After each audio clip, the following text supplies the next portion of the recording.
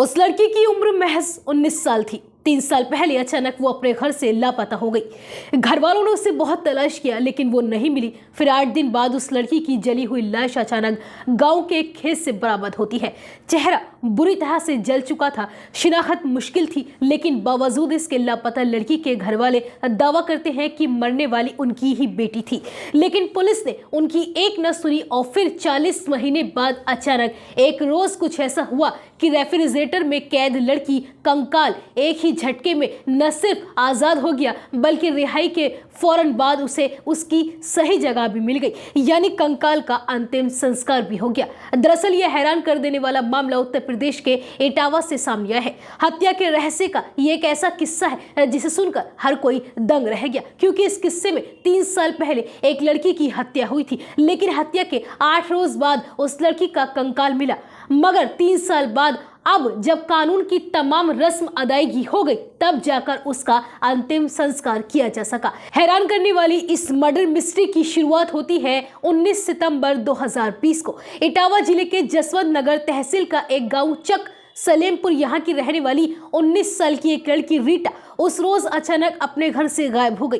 रीटा किसी से मिलने की जाने की बात कहकर अपने घर से बाहर निकली और ऐसी गुम हुई कि किसी को ढूंढे नहीं मिली। इस बीच घर वालों ने न सिर्फ अपने तौर पर रीटा की खूब तलाश की बल्कि पुलिस में भी उसकी गुमशुदगी की रिपोर्ट दर्ज करवाई गई। लेकिन इससे पहले कि पुलिस रीटा के बारे में कोई खास जानकारी जुटा पाती, गांव के बाहर एक बाजरे के खेत से एक कंकाल बरामद हुआ। कंकाल को देखकर साफ था कि उसकी मौत किसी केमिकल से जलाए जाने के चलते हुई है या फिर कत्ल के बाद लाश पर केमिकल डालकर उसे जलाया गया है। 8वें रोज घर वालों को उसकी जली हुई लाश मिली जब बुरी तरह से कंकाल में बदल चुकी थी। वैसे तो कंकाल देखकर मरने वाले की पहचान नामुमकिन थी, लेकिन कंकाल के पास से मिला लेडीज चप्पल और कपड़े इस बात की तरफ इशारा कर रहे थे कि यह कंकाल किसी और का नहीं बल्कि बामुश्किल हफ्ते भर पहले गायब हुई रीटा का ही है। रीटा के घर वालों को भी जब इस कंकाल का पता चला तो वह भी भागे भागे उस खेत के पास पहुंचे और कंकाल को अपनी बेटी के होने का कहते हुए उस पर दावा कर दिया।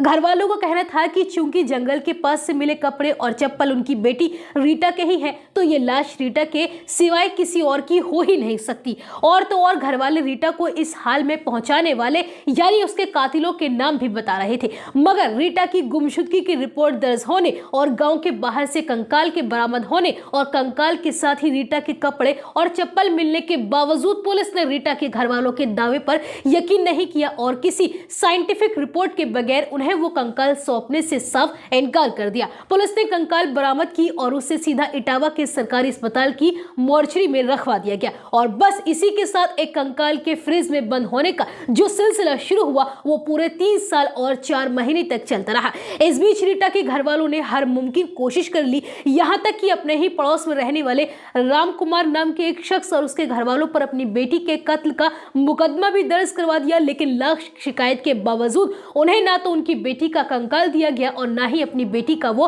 अंतिम संस्कार कर सके। धीरे धीरे वक्त गुजरता गया और 2 साल बाद पहली बार इटावा पुलिस ने साल 2022 के शुरुआती दिनों में कंकाल के साथ साथ रीटा के माता पिता का डीएनए सैंपल कलेक्ट किया और उसे फॉरेंसिक जांच के लिए हैदराबाद की लेबोरेटरी में भिजवा दिया गया। लेकिन रीटा के घर वालों को तब जोर का झटका लगा जब 26 मार्च 2022 को लैब से आई रिपोर्ट से यह बात साफ नहीं हो सकी कि लाश उनकी बेटी की है या नहीं। असल में डीएनए का सैंपल सही नहीं होने की वजह से रिपोर्ट अस्पष्ट थी। चूंकि रिपोर्ट साफ नहीं थी तो रीटा के घर वालों ने उनकी दोबारा डीएनए जांच करवाने की मांग करनी शुरू कर दी। इसके बाद पुलिस ने फिर से उसी साल यानी 18 अगस्त 2022 को एक बार फिर से कंकाल के साथ साथ रीटा के माता पिता का डीएनए सैंपल कलेक्ट करवाया और उन्हें दोबारा जांच के लिए भिजवाया गया। लेकिन सितम देखिए कि इस कोशिश का नतीजा भी वही निकला जो पहली बार निकला था, यानी लैब से बताया गया कि सैंपल ठीक नहीं होने की वजह से डीएनए मैचिंग को लेकर किसी नतीजे पर पहुंचना मुमकिन नहीं है। यानी कंकाल को लेकर घर वालों का इंतजार एक बार फिर से लंबा हो गया। अब हार कर रीटा के घर वालों ने हाईकोर्ट का दरवाजा खटखटाया, चूंकि इससे पहले दोनों बार रिपोर्ट साफ नहीं आई थी और कंकाल भी जस का तस फ्रीजर में ऐसे ही पड़ा था। घर वालों ने एक बार फिर से कंकाल से उनकी डीएनए मैच करवाने की गुहार लगाई और कहा कि अगर जरूरत पड़े तो वो इसके लिए खर्च भी करने को तैयार है। घर वालों की इस फरियाद को हाईकोर्ट ने न सिर्फ गंभीरता से लिया बल्कि इस बात पर भी हैरानी जताई कि आखिर कैसे पुलिस ने 3 साल से भी ज्यादा समय से कंकाल को फ्रीजर में रखकर छोड़ा है, जबकि किसी भी लावारिस लाश को ज्यादा से ज्यादा 72 घंटे तक मॉर्चरी में रखे जाने का नियम है और उसके बाद जरूरी सैंपल सुरक्षित कर उसका अंतिम संस्कार कर दिया जाता है। लेकिन ये मामला थोड़ा अलग था। यहाँ पूरा का पूरा कंकाल ही फ्रीजर में पड़ा था, लेकिन सैंपल ही सही तरीके से कलेक्ट नहीं हो पा रहे थे। लेकिन कहानी में असली ट्विस्ट तब आया जब अदालत के आदेश पर इटावा पुलिस ने तीसरी बार डीएनए सैंपल कलेक्ट करवाए, कंकाल के भी और रीटा के माता पिता के भी। और इस बार जब डीएनए की रिपोर्ट सामने आई तो वही हुआ जिसका दावा रीटा के घर वाले पिछले 3 साल से भी ज्यादा समय से कर रहे थे। साइंटिफिक रिपोर्ट के मुताबिक कंकाल किसी और का नहीं बल्कि चक सलेमपुर गांव की रहने वाली रीटा का ही था।